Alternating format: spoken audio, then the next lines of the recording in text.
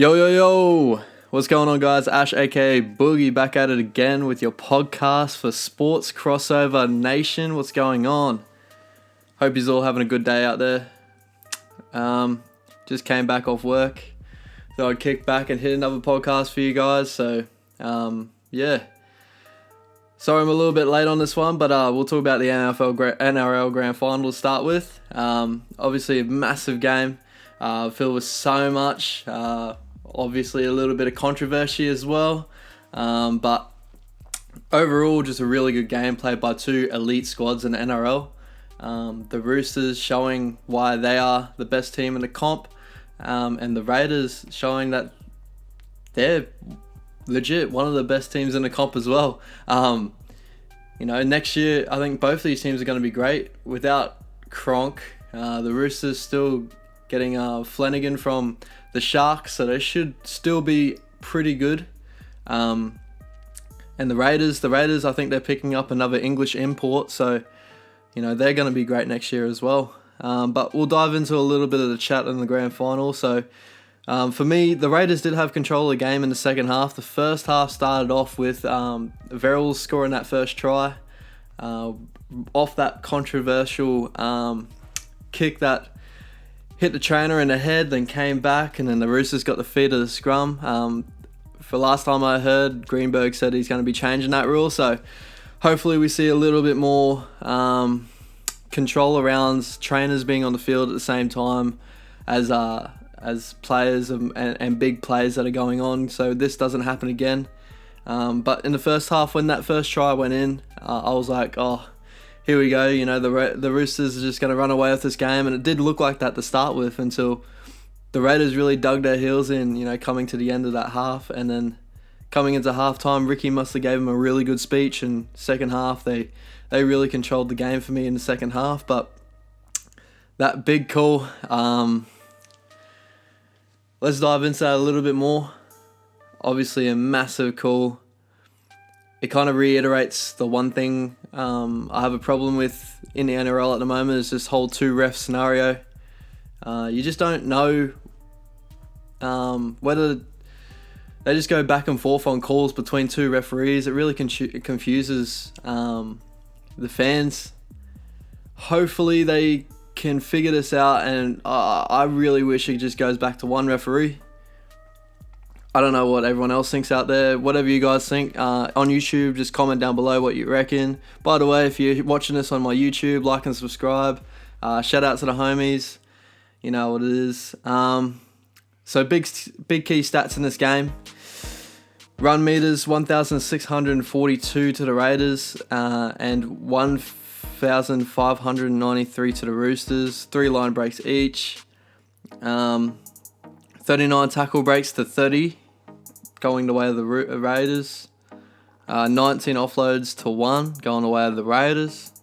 91 efficiency tackle rating, judging off NRL.com, to the Raiders. And the Roosters, 82% effective tackling rating.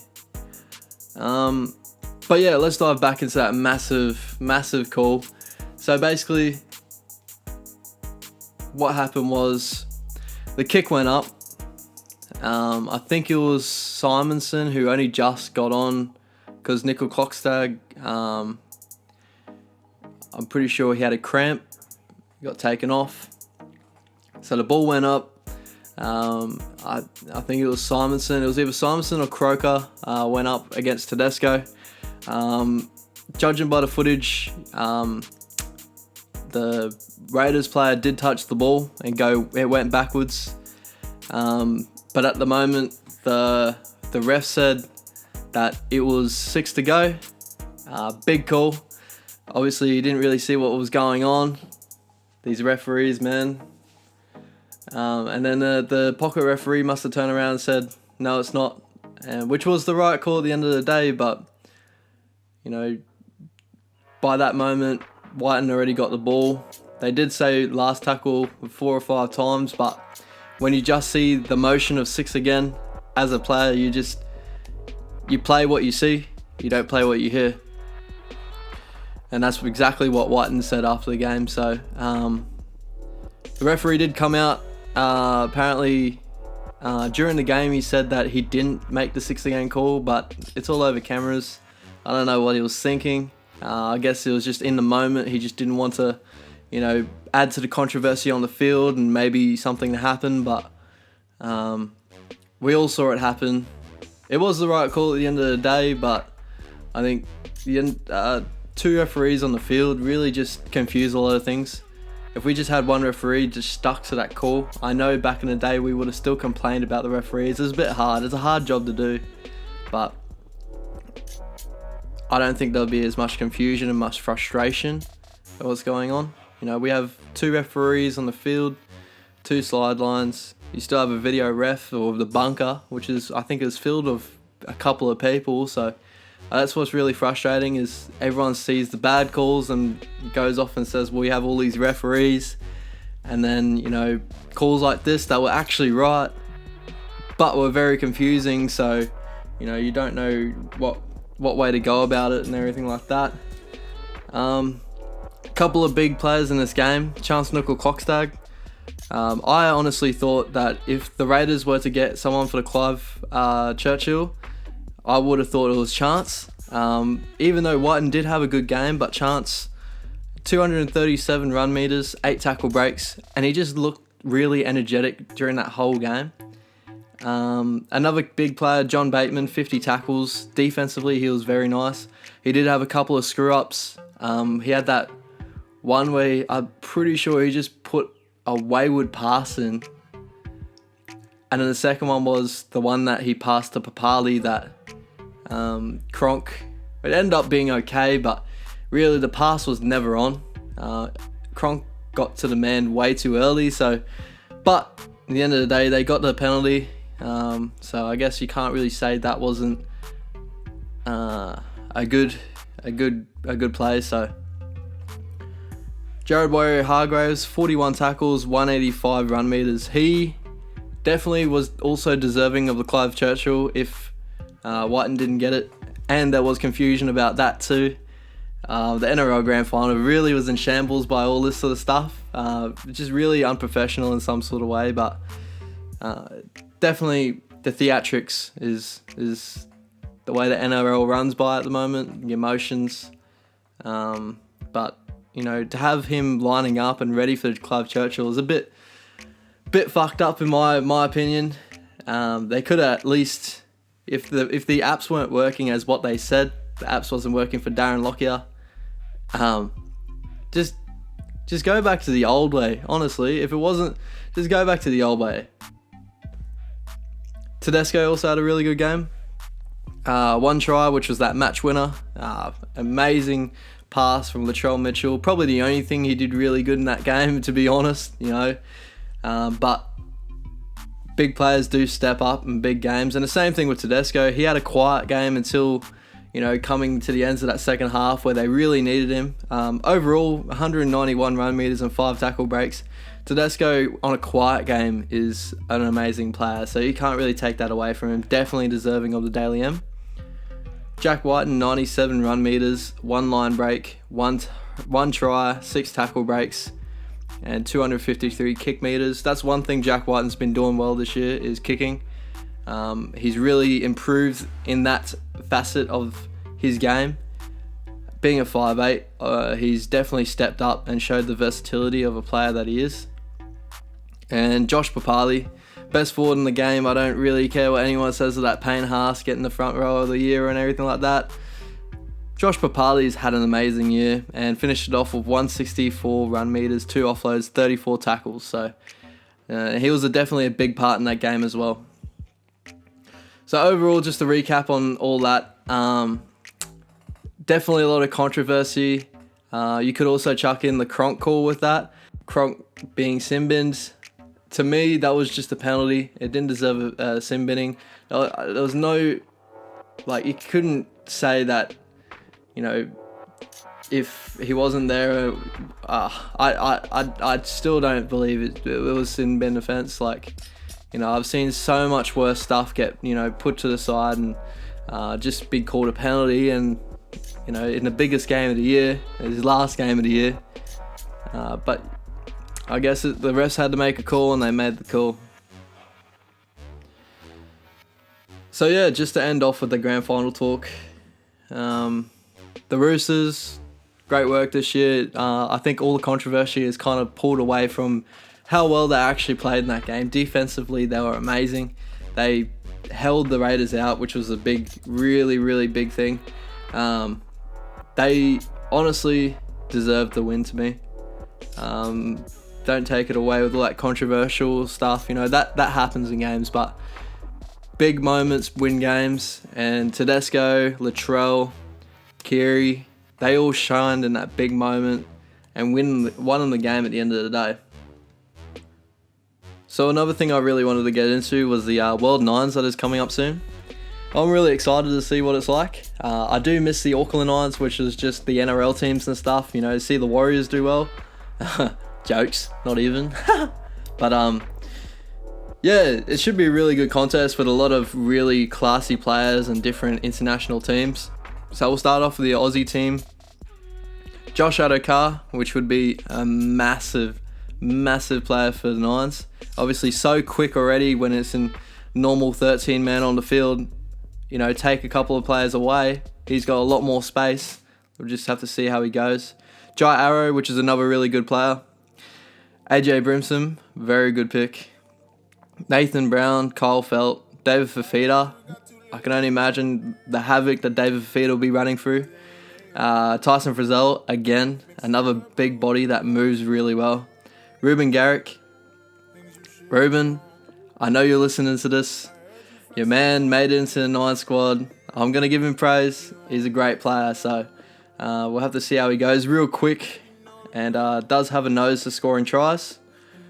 Next up, Wade Graham, Clint Gutherson, Ben Hunt, Mitchell Moses, Ryan Pappenhausen, Kalen Ponga, massive input. Kalen Ponga is massive for the Aussie team. Curtis Scott and Cody Walker. Cody Walker is going to be amazing in this game.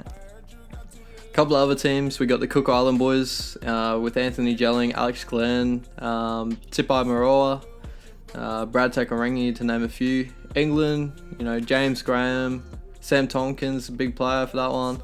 Tom Burgess, Ryan Hall, Elliot Whitehead, Ryan Sutton, and Gareth Widdop.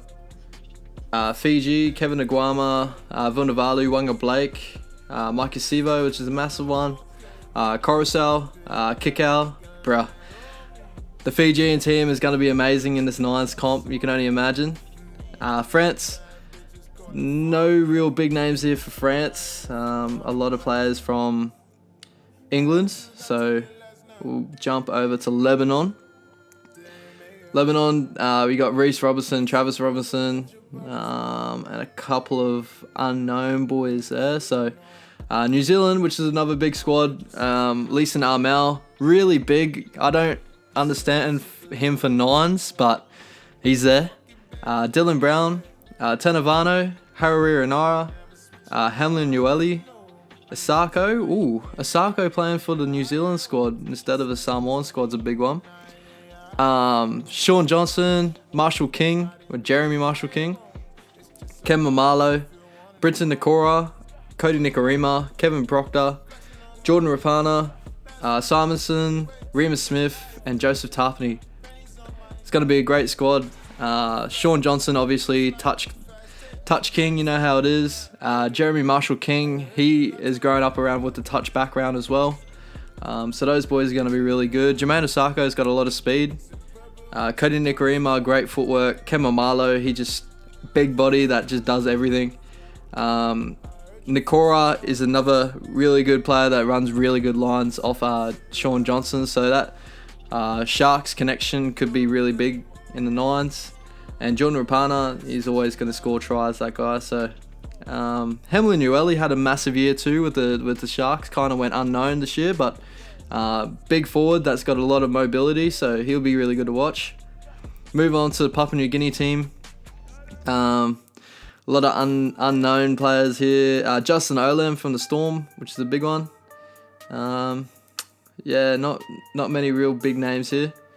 Samoa have a squad up now. So we got Bunty Afoa, Dean Ballori.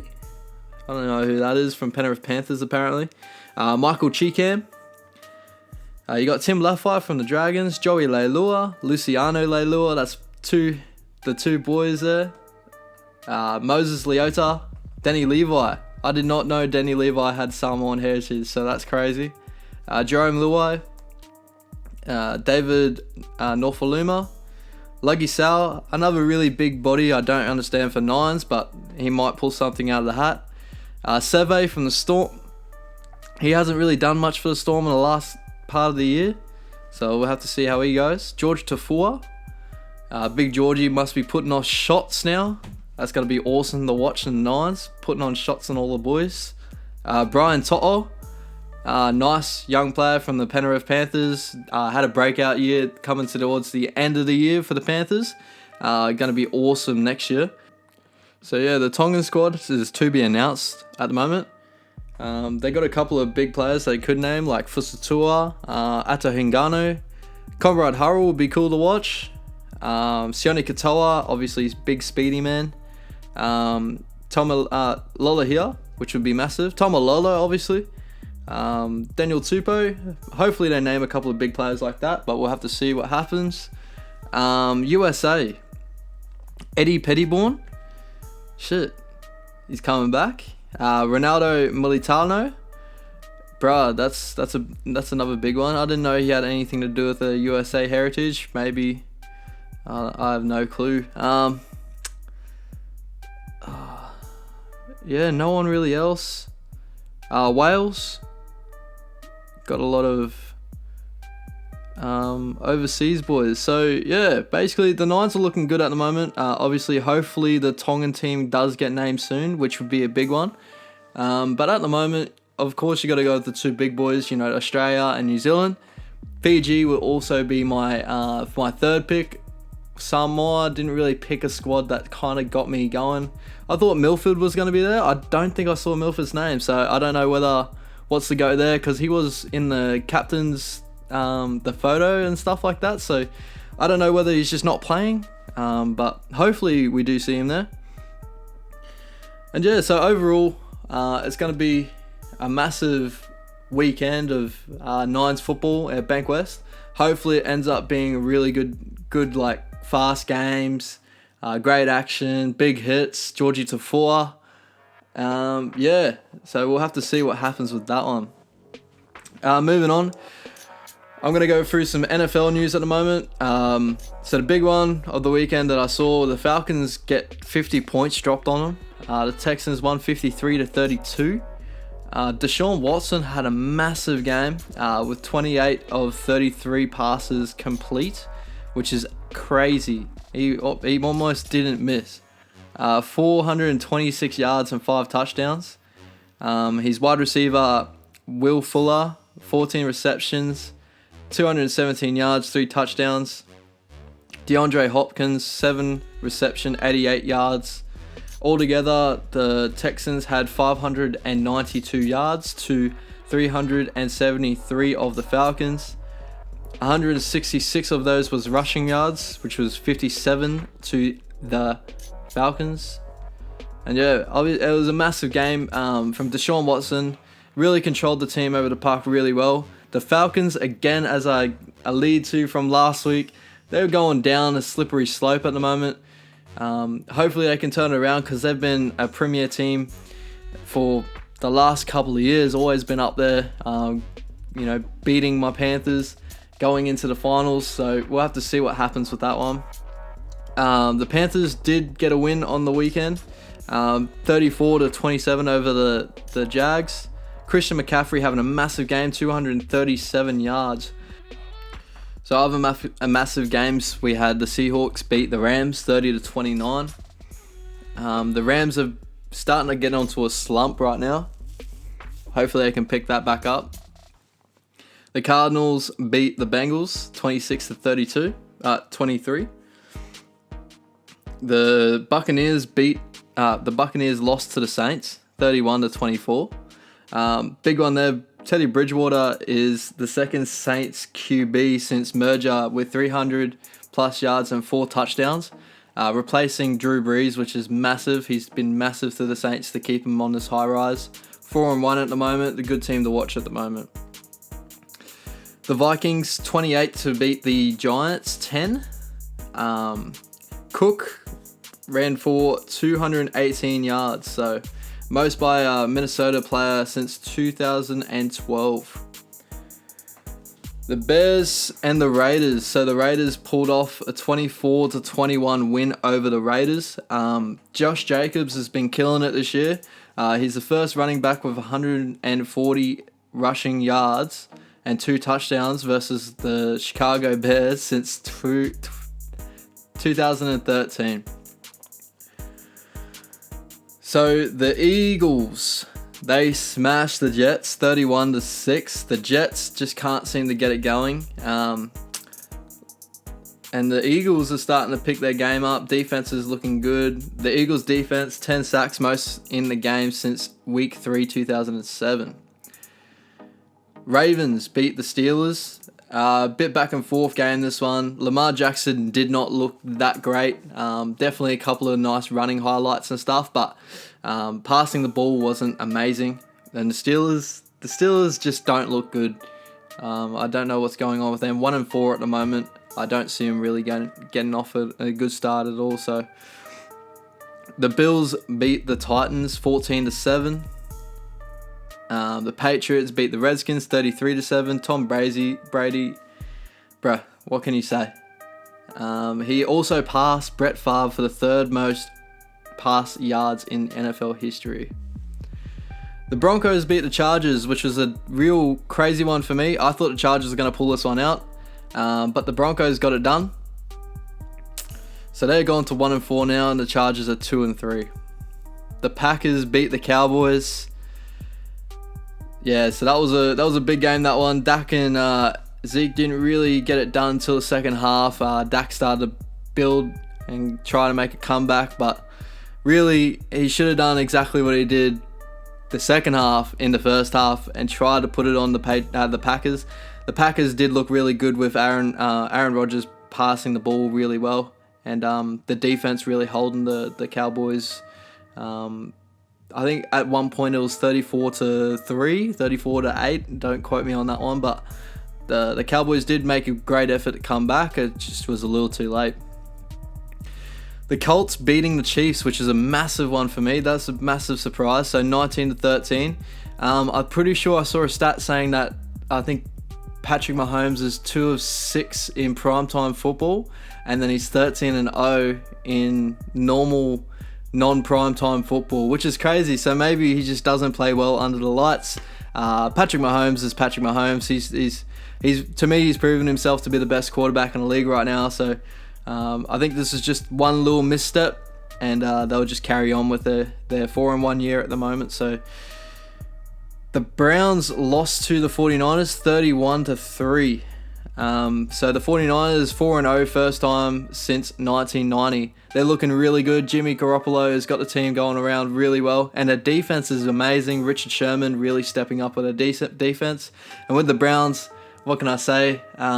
Baker Mayfield, really hot and cold at the moment. He's just not finding his step. Odell, still real hot and cold, not really showing the flashes what he did in New York. And Jarvis Landry really wasn't able to get control of the game. The 49ers just beat them off the park. There's not much more we can say about that one.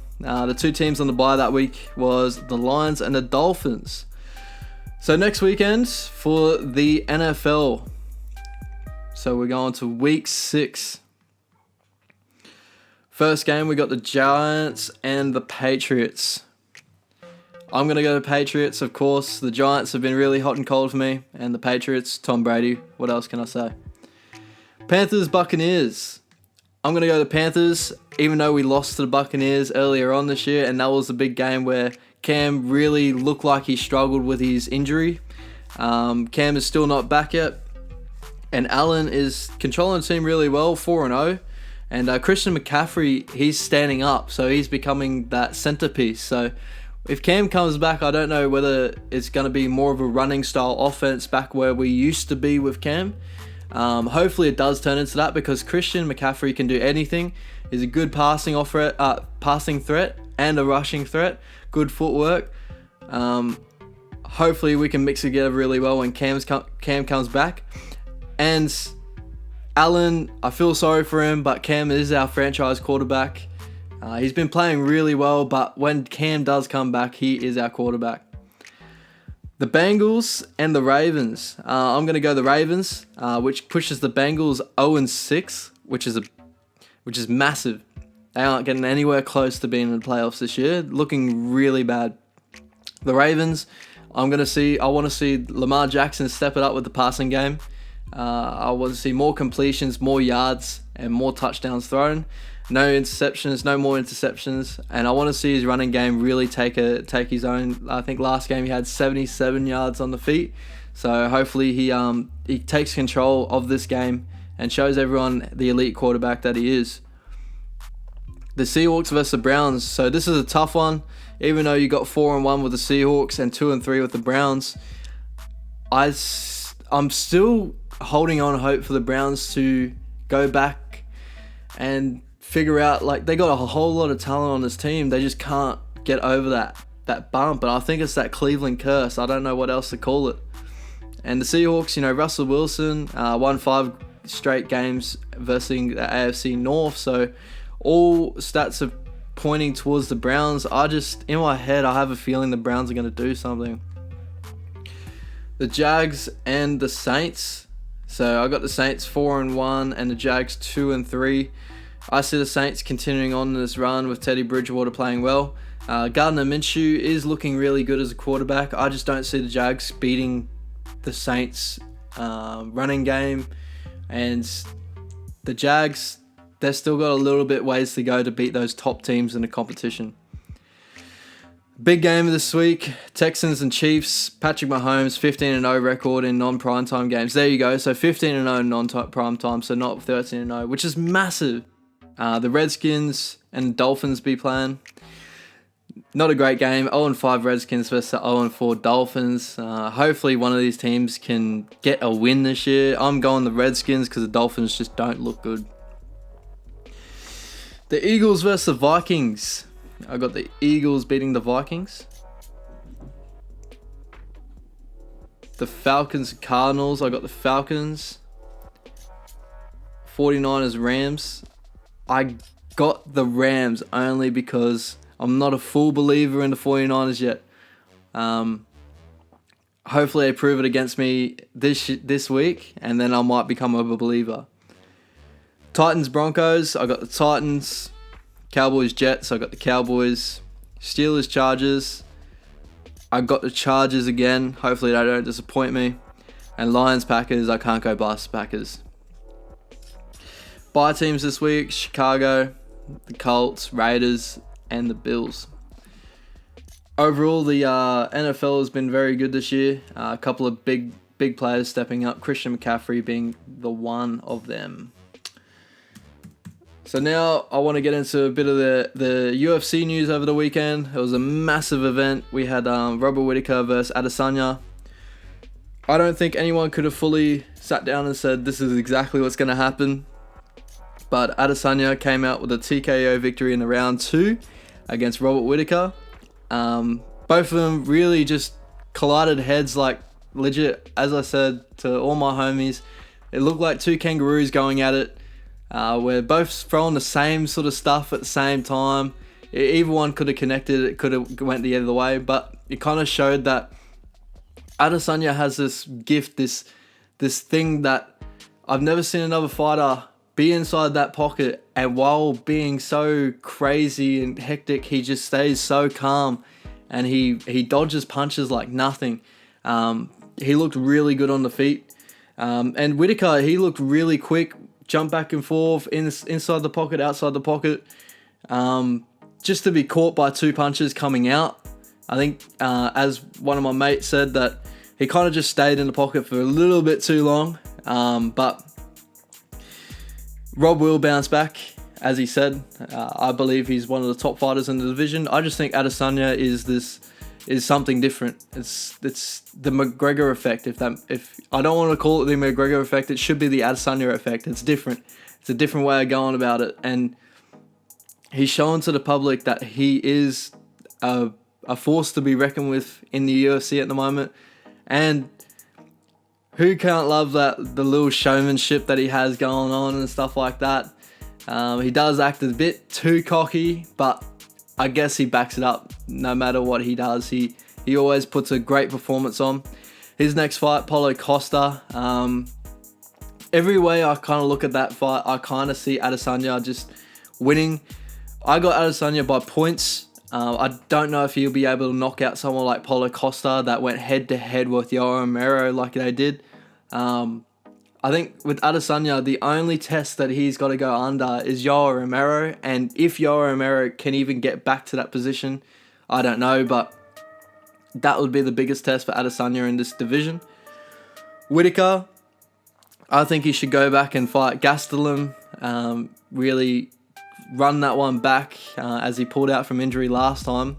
That would be an intriguing fight. You know, both really like compact fighters that have really nice stand-up. Whittaker's got that takedown defense, and yeah, it'd be a really good fight to watch. Two big disappointments. Tai Tuivasa losing. Really just didn't look comfortable. Takedown defense was just non-existent, and the other fella just really got a nice submission off on him. Tai Tuivasa, I hope he just goes back to his drawing board and comes back better fighter. Another big one was Justin Tuffer, only just getting into the league. You know, his brother Junior is killing it in Glory Kickboxing. Put two and two together. He trains with Mark Hunt. You just thought he was just going to run through his opponent on the weekend, knock him out, but got staunched himself. You know, he did look really good until he started chasing, and then he got dropped. Hopefully he gets back to the UFC and shows that he's willing to be there. And another massive performance from Dan Hooker. Definitely shows that he's a force to be reckoned with in the lightweight division.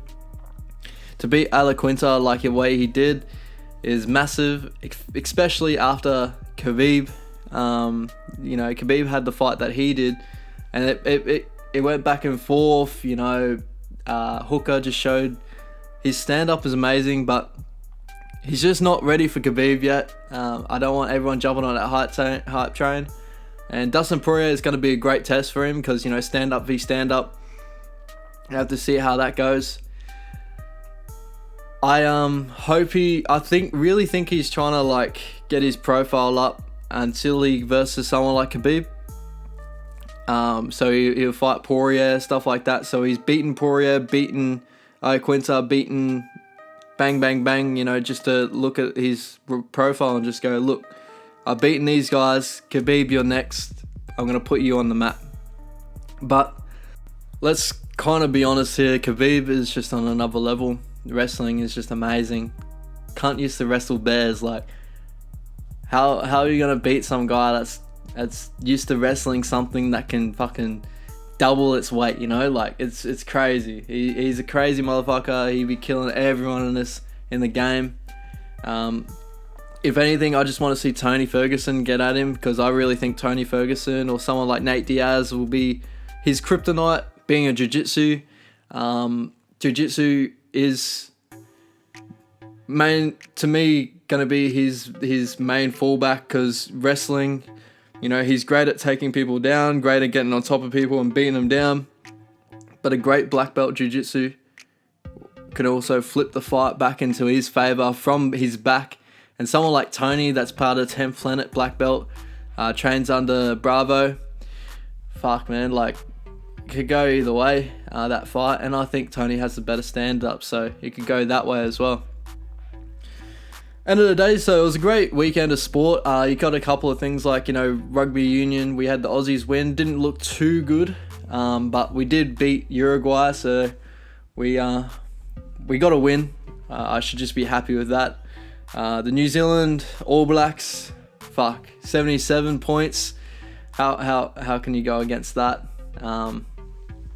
I don't see anyone really beating out the All Blacks other than England or Japan. Japan are looking really good in the World Cup, but let's be real, the All Blacks are all class. They'll probably take it out. Send Off podcast. Weekend of sport was really good. Hopefully this weekend coming up would be really nice. You have the UFC fight night, which is a massive fight night. I'm pretty sure we got Joanna Jędrzejczyk versus Michelle Waterson. Big fight. Hopefully that turns out to be as good as what it looks to be. You know, Joanna's coming back, looking fit. She's ready. Michelle Waterson's been keeping ready. So it'd be great to watch these two go head to head and, you know, show the skills and, you know, really perform for all the fans. Other than that, guys, I'm going to leave it at that. Hope you all have a great weekend. If you like all the content, please like and subscribe. Comment down below your feedback. I know this isn't the most amazing podcast today. I was kind of rushing a little bit. Hopefully I can get better at this format, and hopefully next time, as I said, I'm going to try and split it to 3 days a week, where I'm going to be able to actually split up. So NRL when it comes up, NFL, UFC, I just want to split them up a little bit better, so I'm not just compacting all into one. I hope you guys do enjoy, and I hope you follow for me later on and enjoy all the content that I'm going to be bringing. So yeah, hope you all have a great day. Over here from Australia, you know how it is. Take it easy, ladders.